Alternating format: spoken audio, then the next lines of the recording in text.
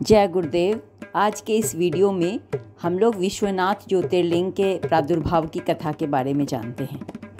विश्वनाथ ज्योतिर्लिंग उत्तर प्रदेश राज्य के वाराणसी में गंगा नदी के पश्चिमी तट पर स्थित है। वाराणसी को पहले काशी कहा जाता था, इसलिए यह मंदिर काशी विश्वनाथ मंदिर के नाम से भी प्रसिद्ध है।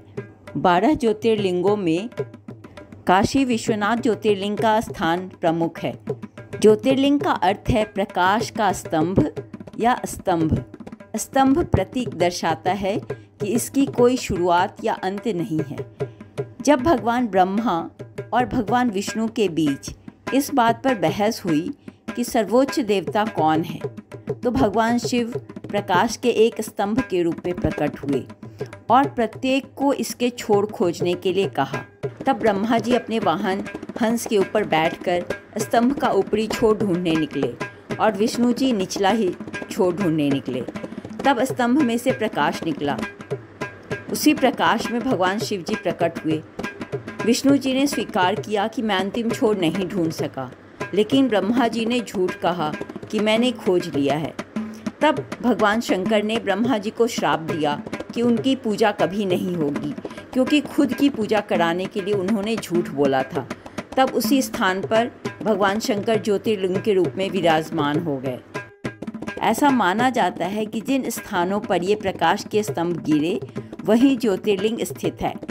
विश्वनाथ का अर्थ है विश्व या ब्रह्मांड का शासक। विश्वनाथ ज्योतिर्लिंग को दुनिया के सबसे पवित्र मंदिरों में से एक माना जाता है। विश्वनाथ ज्योतिर्लिंग के पीछे एक और मान्यता है। ऐसा माना जाता है कि माता पार्वती भगवान शंकर से विवाह के बाद अपने पिता के घर में ही रहती थी और भगवान शंकर कैलाश पर्वत पर आकर रहने लगे। लेकिन वहाँ पिता के घर में ही विवाहित जीवन बिताना पार्वती जी को अच्छा नहीं लग रहा था। उन्होंने एक दिन भगवान शिव से कहा कि आप मुझे अपने घर ले चलिए। आपसे विवाह होने के बाद भी मुझे अपने पिता के घर ही रहना पड़ता है। यहाँ रहना मुझे अच्छा नहीं लगता है। सभी लड़कियाँ शादी के बाद अपने पति के घर जाती हैं, लेकिन मुझे अपने पिता के घर ही रहना पड़ रहा है।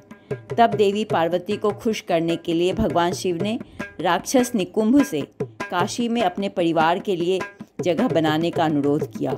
माता पार्वती इस निवास से इतनी प्रसन्न हुई कि उन्होंने सभी को भोजन कराया और इसीलिए उन्हें अन्नपूर्णी या अन्नपूर्णा के रूप में पूजा जाता है। और माना जाता है कि भगवान शिव भी भोजन मांगते हुए उनके सामने एक भिक्षा पात्र रखते हैं। स्कंद पुराण के अनुसार भगवान शिव ने स्वयं लिंगाभिषेक के लिए अपने त्रिशूल से एक कुआं बनवाया था। यह कुआं 10 फीट गहरा है। मान्यता है कि भगवान शंकर ने इसी कुएं के पास अपनी पत्नी पार्वती को ज्ञान दिया था, इसीलिए इस जगह का नाम ज्ञानवापी या ज्ञान का कुआं पड़ा। आम जनमानस की मान्यताओं में यह कुआं सीधे पौराणिक काल से जुड़ता है। तो यह थी काशी विश्वनाथ ज्योतिर्लिंग की कहानी। धन्यवाद।